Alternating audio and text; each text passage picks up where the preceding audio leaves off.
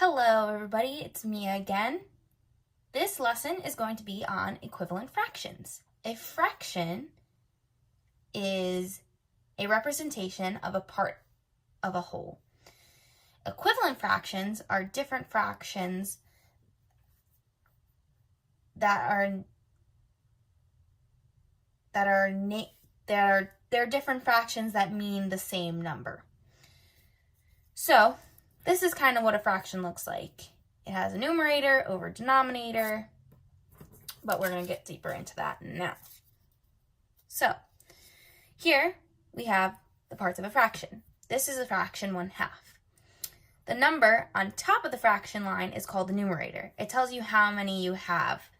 The denominator tells you how many it's out of. So this is the whole and this is the part of the whole.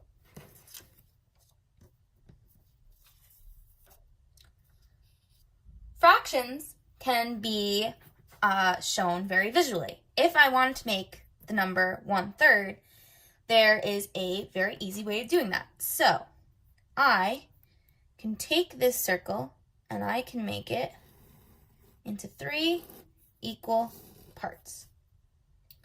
If I shade in this one part, we now know that the shaded part equals 1/3 of the whole circle.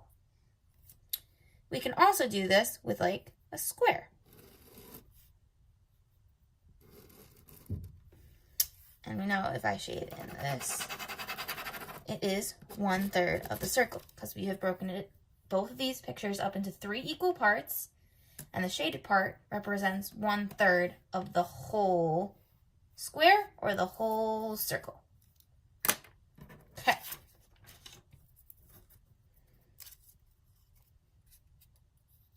So, how to use manipulatives to see how a whole fraction works. So, the fraction that we're going to make first is 1/2.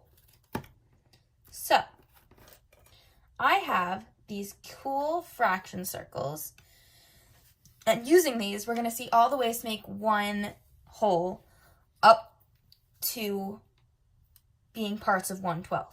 So, this circle represents one whole thing. We can also make 1/2 into 2 halves, or in this case,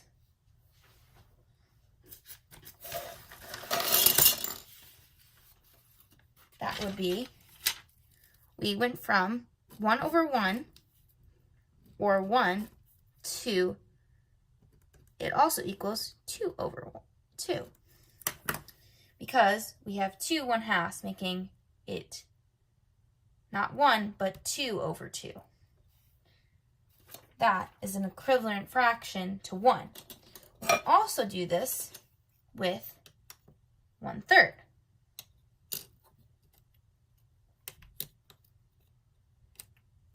So, we know that this is 1/3 of a whole, but if we add 3 1/3 or 3/3, that is also 1/2.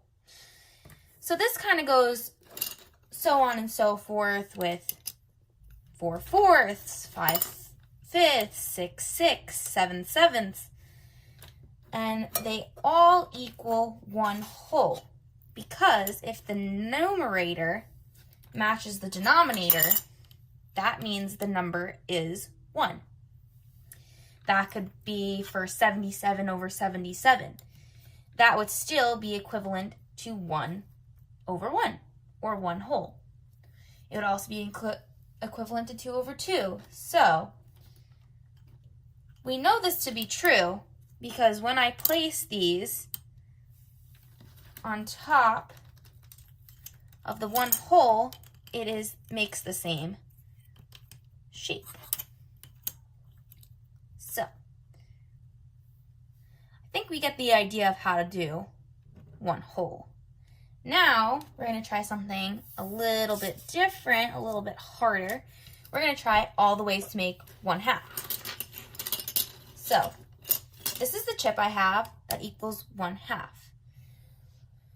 Another way to make 1/2 would be to split 1/2 in half and make it into 2/4. So we notice that the denominator got multiplied by 2 because we went from the denominator of 2 to the denominator of 4. But we also have 2/4, which means that the numerator also got multiplied by 2. So whatever you do to the numerator, you have to also do to the denominator and vice versa in order to keep a number that is equal, like an equivalent fraction. You can also do this with 1/6. So now we have 3/6, which is the original times 3. So 1 times 3 equals 1, 2, 3, and 2 times 3 equals 6. Let's get that back up there. I want to show you 2 more that also equal 1/2. So we can also make this with 1/8, which right now I can hear what you're wanting to say is that this is 4/8, which is equal to 1/2. Then we have 5/10. And if you've noticed that the numerator is half of the denominator in all of these, making them all half. But this is the visual way of seeing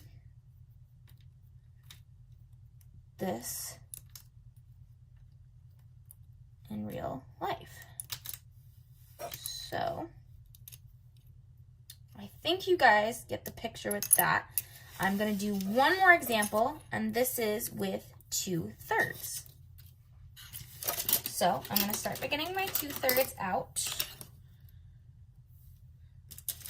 And the next thing we're going to make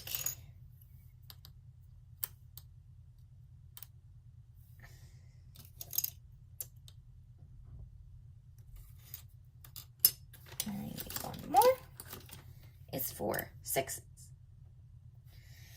So, similar to what I did with 1/2 and 1/2, I did whatever I did to the numerator to the denominator.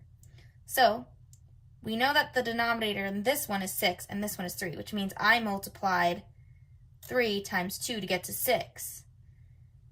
I also multiplied the 2 in the numerator to make by 2 and getting 4/6.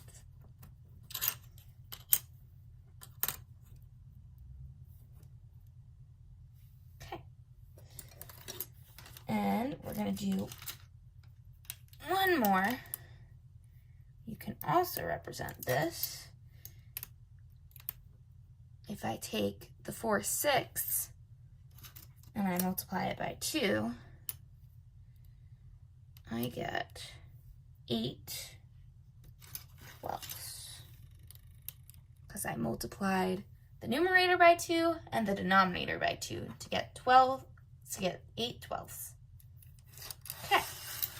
I hope you've been following along with me because we're about to get into some more harder stuff. So, a mixed number or an improper fraction is a number made up of a whole number and a fraction put together. It can look either like an improper fraction like 8/7 because the numerator is bigger than the denominator, making it an improper fraction, because a fraction is usually comprised of a smaller part on top of a larger whole.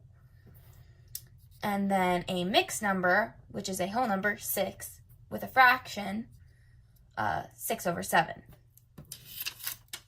Now that we understand that, I'm going to show you how you can represent this using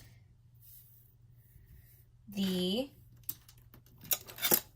fraction circles. So here's your 1 and 1/2. So we can actually find that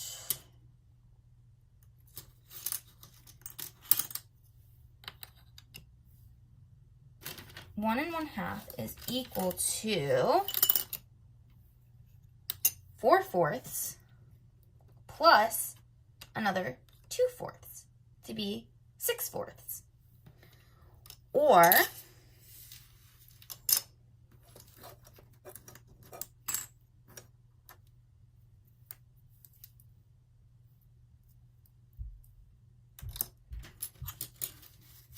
we can make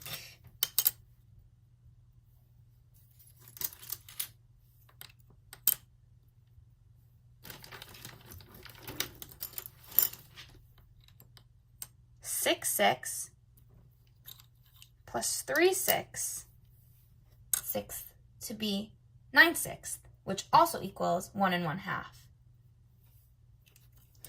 So there's multiple ways to show how a fraction could be represented by multiple different numbers. And I hope today's video helped make that a little clearer. All you have to remember is that if you're using manipulatives like that, if they fit together to the original, they are equivalent fractions.